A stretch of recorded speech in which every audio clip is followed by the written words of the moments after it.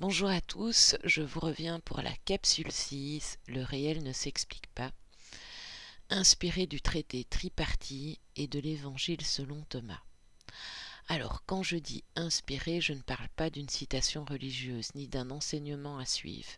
Je parle d'un écho vibratoire. Et un écho vibratoire, ce n'est pas une croyance ni une théorie. C'est un ressenti intérieur immédiat, une reconnaissance silencieuse. Quand un mot, un texte, une phrase fait vibrer une mémoire qui ne vient pas d'ici, ce n'est pas mental, ce n'est pas émotionnel, c'est comme une fréquence oubliée qui revient. Un moment où tu lis quelque chose et tu ne sais pas pourquoi, mais tu sais que c'est réel. Ce que j'ai vécu à la lecture de certains textes retrouvés à Nag Hammadi, comme le traité tripartite ou l'évangile selon Thomas, et je vous précise que le traité tripartite, ça signifie diviser en trois. Donc, décrit l'être comme un mouvement en trois réalités. L'origine non née, l'émanation dans le monde et le retour à la source. Tout est vraiment excessivement parlant dans ces textes.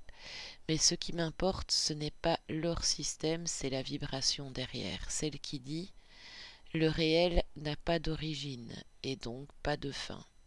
Il ne s'explique pas, il se reconnaît. » Il y a tellement de choses qui résonnent avec nos investigations et tout ce qui est vu. Alors, je vais vous relire un petit peu, enfin je ne l'ai pas encore lu, je vais vous lire l'extrait inspiré. Ce qui n'est pas né ne peut pas être détruit.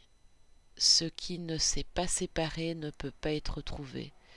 Ce qui est resté en dehors du temps n'a jamais été oublié.